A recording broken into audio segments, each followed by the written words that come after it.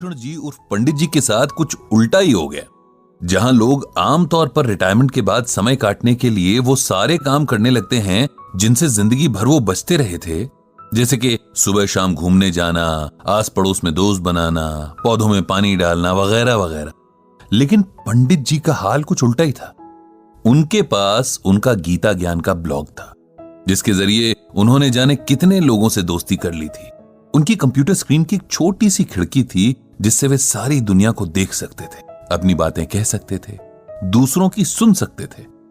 इस एज में अपना सीखा दूसरों को बांटने की और दूसरों से सीखने की उनकी भूख ही पंडित जी को कभी पता नहीं चलने देती थी कि अब धीरे धीरे बुढ़ापा उनकी हड्डियों पर हावी हो रहा है। जिंदगी धीरे धीरे रेत की तरह मुट्ठी से फिसल रही थी। नमस्कार दोस्तों, आप सुन रहे हैं गीता ज्ञान। रोज जाने कितने लोग ईमेल के जरिए पंडित जी से अपनी जिंदगी की परेशानियों का हल मांगते, और पंडित जी अपने गीता ज्ञान से हर बार कोई ना कोई ऐसा हीरा निकाल ही लाते थे जो अंधेरी रात जैसी मुश्किल में भी उजाले की किरण बिखेर देता।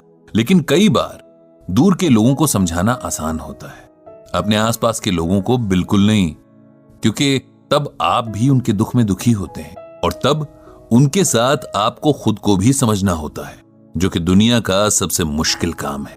पंडित जी भी कल रात से ऐसे ही एक डिलेमा में फंसे हैं। उनके बहुत खास दोस्त रविकांत दुख की नदी में डूब रहे हैं और पंडित जी को समझ नहीं आ रहा है कि कैसे अपने दोस्त को डूबने से बचाएं। क्या कहें ऐसा कि उनके मन को हिम्मत मिले। कहने जाते भी हैं तो अपना ही गला रुआंसा हो जाता है। रह रह कर बस पुराने वक्त की यादें आंखों के आगे आ जाती हैं। यादें जिनमें वे खुद हैं, उनकी पत्नी है रविकांत हैं और रविकांत की पत्नी रश्मि है, जो कल अचानक से उनके दोस्त को अलविदा कहकर अनंत की यात्रा पर निकल गई हैं और पीछे छोड़ गई हैं उनके दोस्त को, जिसके बारे में तमाम मित्र मंडली मजाक बनाती थी कि वो तो किसी के सपने में भी बिना रश्मि के नहीं जाता। रश्मि और रविकांत की कहानी याद करके पंडित जी बार बार भावुक हो जाते हैं। कुछ 40 बरस पहले नई नई शादी करके ये दोनों इस मोहल्ले में किराए का मकान लेकर रहने आए थे। दोनों ही बैंक में काम करते थे और कुछ काम की व्यस्तता तो कुछ नए होने के संकोच के कारण मोहल्ले के कम ही लोगों से उनकी जान पहचान हो पाई थी। पंडित जी के दोनों बेटे तब बहुत छोटे थे और रविकांत से पहले उनकी दोस्ती उन दोनों से हुई थी। शायद इसका कारण रविकांत का बच्चों से बहुत प्रेम करना रहा हो। धीरे धीरे बच्चों की ये दोस्ती उनके माँ बाप तक पहुंची और ये चारों भी आपस में बहुत अच्छे दोस्त बन गए। ईश्वर के खेल भी अजब निराले हैं। जिस रविकांत को बच्चों से अथाह प्रेम था, उसी को औलाद के सुख से वंचित रखा। पंडित जी की पत्नी के साथ रश्मि ने जाने कितने डॉक्टर्स के चक्कर लगाए, कितने मंदिरों में माथा टेका, जाने कितने दिन भूखे रहकर व्रत उपवास किए, लेकिन औलाद भाग्य में नहीं थी सो नहीं मिली। रविकांत ने कभी भी रश्मि के आगे ये जाहिर नहीं होने दिया कि संतान ना होने का उन्हें कोई दुख है, बल्कि वे तो रश्मि को समझाते रहते कि उसे सच को स्वीकार कर लेना चाहिए और एक कमी के पीछे जीवन की बाकी खुशियों को नजरअंदाज नहीं करना चाहिए। हालांकि रश्मि को यह मलाल सदा रहा कि वो मां नहीं बन सकी और वो हमेशा अपनी ममता पंडित जी के दोनों बेटों पर लुटाती रही। समय के साथ दोनों परिवारों की दोस्ती और मजबूत होती गई और हर सुख दुख एक दूसरे के सहारे आराम से निभता रहा। उन दोनों में अलग तरह का प्रेम और समर्पण भाव था। दोनों जहां जाते साथ जाते, यहां तक कि सब्जी लेने भी उनकी पसंद और नापसंद हैरान करने की हद तक एक थी। उनका स्वभाव भी एक जैसा। ऐसा लगता था कि जैसे दोनों की ही पर्सनालिटी एक ही रंग से लिखी गई थी। उनके मन एक ही सांचे में ढाले गए थे। एक दूजे के बिना उन दोनों की कल्पना भी नहीं हो सकती थी। और आज वही जोड़ा टूट गया था। जो अकेला छूट गया था, उसके बाकी बचे जीवन की कल्पना भी अब मन में सिहरन पैदा कर रही थी।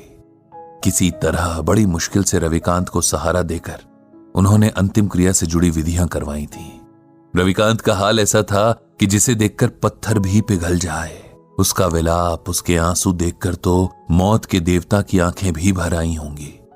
कभी मजाक में शायद रश्मि ने रविकांत से कहा होगा, कि अंत समय में उन्हें गंगा किनारे जलाया जाए और उनकी अस्थियां मां गंगा की गोद में बहाई जाएं। सो उनकी इसी इच्छा का सम्मान करते हुए रविकांत ने पंडित जी से रश्मि को हरिद्वार ले जाने की बात कही और इंतजाम करने का अनुरोध किया। हरिद्वार के पूरे रास्ते जैसे रविकांत बेसुध थे। उन्हें देखकर ऐसा लग रहा था कि मानो ये दुख में डूब जाना चाहते हैं। न उनके उबरने की शक्ति बची थी और न ही इच्छा। रविकांत को कुछ होश नहीं था कि कब लोगों ने जबरदस्ती उनसे अंतिम क्रिया की रस्में करवाई और कब उन्होंने किसी और के सहारे से खड़े होकर रश्मि को अंतिम विदा देकर अग्नि के हवाले कर दिया। उनकी नजरों के सामने बस राख थी, ठंडी और बेजान। इधर अंतिम संस्कार के साथ आए लोगों के लिए पंडित जी ने नाश्ते का इंतजाम करवा दिया था।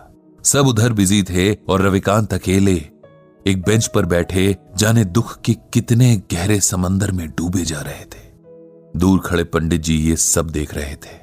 उन्होंने तय किया कि उन्हें रविकांत को इस सदमे से बाहर लाना ही होगा, उन्हें सच को स्वीकार करने का हौसला देना ही होगा, क्योंकि अगर यह अभी न हुआ तो कभी नहीं हो सकेगा। रविकांत के पास जाकर उन्होंने धीरे से उसके कंधे पर हाथ रखा और ऊंची आवाज में भगवद गीता का ये श्लोक पढ़ा। नैनम छिंदन्ति शस्त्राणि नैनम दहति पावकः न चैनम क्लेदयन्त्यापो न शोष्यति मारुतः। जानते हो रविकांत, इस श्लोक का अर्थ क्या है? श्लोक का अर्थ है आत्मा को न औजार काट सकते हैं, न आग उसे जला सकती है, न पानी उसे भिगो सकता है, न हवा उसे सुखा सकती है। आत्मा अजर और अमर है। यह श्लोक श्रीमद् भागवत के दूसरे अध्याय में है, उसी गीता में जो स्वयं भगवान श्री कृष्ण के श्रीमुख से अमृत बनकर बरसी और जिसकी ज्ञान गंगा में भीगने वाला हर मन मोक्ष पा लेता है। रविकांत का ध्यान आज सुनी हुई सारी बातों में बस इसी बात ने थोड़ा सा उसकी ओर खींचा। उन्होंने पंडित जी से पूछा कि उनके सुनाए श्लोक का यहां क्या मतलब है, क्या संबंध है? क्योंकि तुम शरीर और आत्मा का फर्क भूल रहे हो मेरे दोस्त। अपनी प्रिय पत्नी के शोक में तुम इस सच को अनदेखा कर रहे हो कि उसका सिर्फ शरीर नष्ट हुआ है, उसे चलाने वाली आत्मा नहीं, क्योंकि आत्मा तो अजर अमर है। एक शरीर से दूसरे शरीर की यात्रा करती है, एक जन्म से दूसरे जन्म का फेरा लगाती है। जो मिटा वो मिट्टी थी, जो जीवन शक्ति थी वो अब भी वही है, किसी और मिट्टी में जान फूंकने चली गई है। उसके लिए शोक करना बेकार है, ये उस आत्मा का अपमान भी है। उसे सम्मान के साथ विदा करना ही समझदारी है।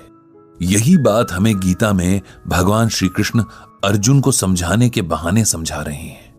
हमारे मोह माया के बंधन हमें सच्चे लगते हैं, लेकिन सच सिर्फ एक है और ये वही सच है जिसे भगवान श्री कृष्ण ने अर्जुन को बताया है कि आत्मा अजर और अमर है। इसीलिए शरीर के प्रति प्रेम रखना व्यर्थ है। तुम्हारी रश्मि की देह का साथ तुम्हारे साथ बस यहीं तक का था।